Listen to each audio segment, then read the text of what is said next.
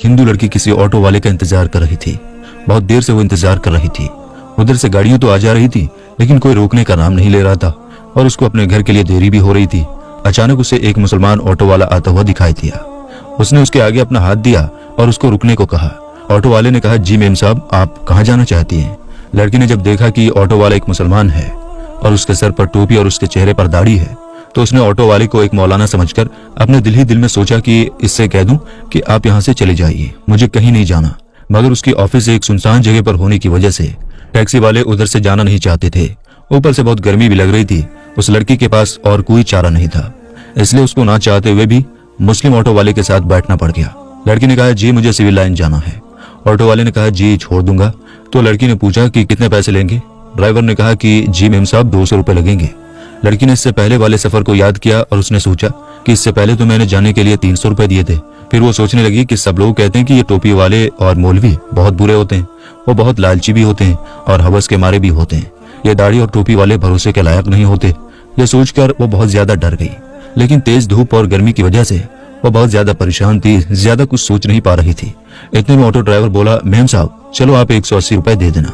लड़की बोली, ठीक है, लेकिन सामने मेरा सामान है जो बहुत भारी है, अकेले उसे उठाया नहीं जा रहा, हो सके तो आप मेरी कुछ मदद कर दें। ड्राइवर बोला, जी मेम साहब कोई बात नहीं, आप बैठ जाइए, मैं रख देता हूँ। उसके बाद में ऑटो ड्राइवर ने लड़की का सामान अपनी टैक्सी में रखा और चल दिया।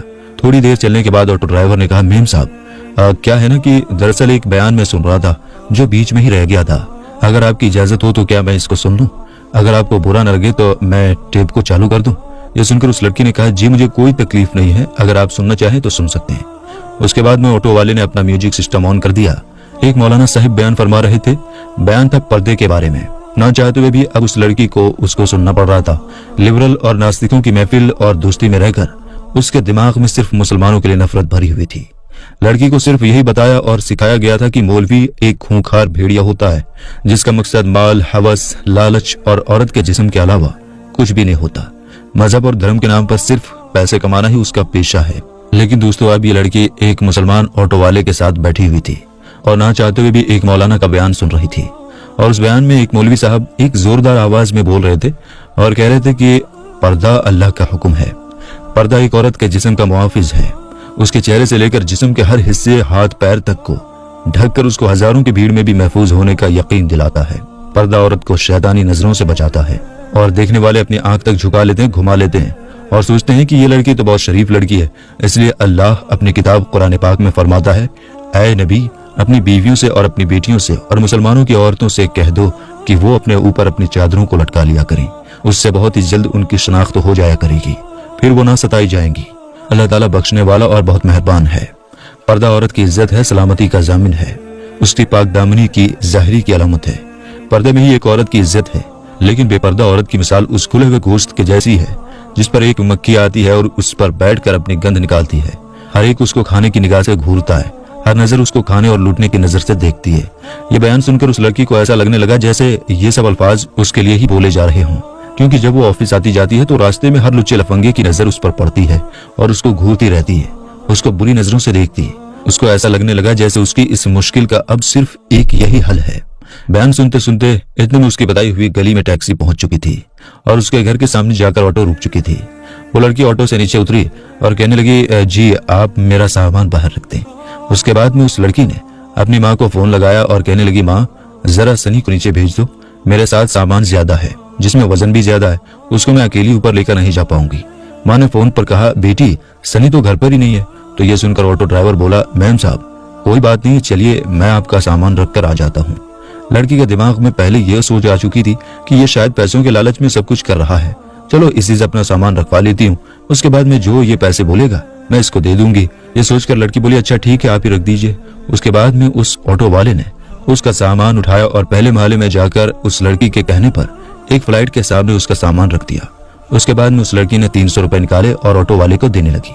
ये देखकर ऑटो ड्राइवर बोला, मेम साहब 300 रुपए किस बात के लिए? ये सुनकर वो लड़की कहने लगी, दरअसल कुछ दिन पहले मैं जब एक ऑटो में आई थी तो उस ऑटो वाले ने मुझसे 300 रुपए ही लिए थे और फिर आपने तो मेरा सामान भी उठा दिया है। अगर उसके पैसे आपको अलग से चाहिए तो मैं वो भी देने के लिए तैयार हूँ।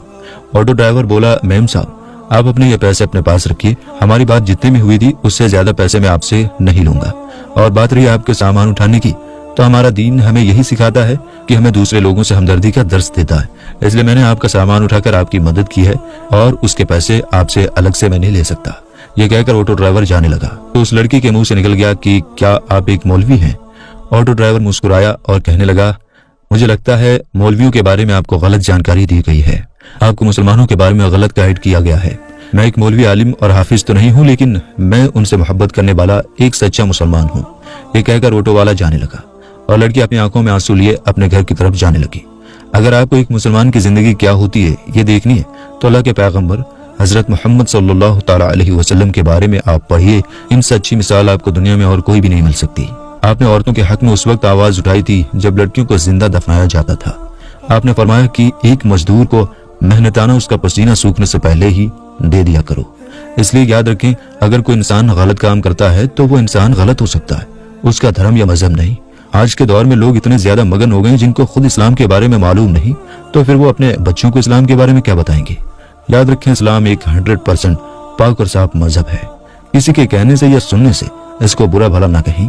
अगर फिर भी आपके दिमाग में इस्लाम को लेकर कोई गलत फहमी बनी हुई है तो आप खुद पैगंबर हजरत मोहम्मद सल्लल्लाहु ताला अलैहि वसल्लम के बारे में पढ़िए। यूट्यूब पर बहुत सारी वीडियोस उनकी जिंदगी के बारे में आपको मिल जाएंगी, बहुत सारी सीरीज भी आपको मिल जाएंगी। आपको जर्रा बराबर भी कहीं पर कोई गलती नजर नहीं आएगी और आपका ईमान भी ताजा हो जाएगा। और अगर आपको कहीं पर कोई मुस्लिम गलती या बदतमीजी करता हुआ दिखाई दे तो आप सिर्फ उससे इतना बोल दें कि तुम्हें तुम्हारे प्यारे नबी सल्लल्लाहु ताला अलैहि वसल्लम ने क्या यही सिखाया है। यकीन मानिए, अगर वो एक सच्चा मुसलमान होगा तो वो शर्म के मारे पानी पानी हो जाएगा और वहीं सच्ची तौबा कर लेगा। मेरे दोस्तों,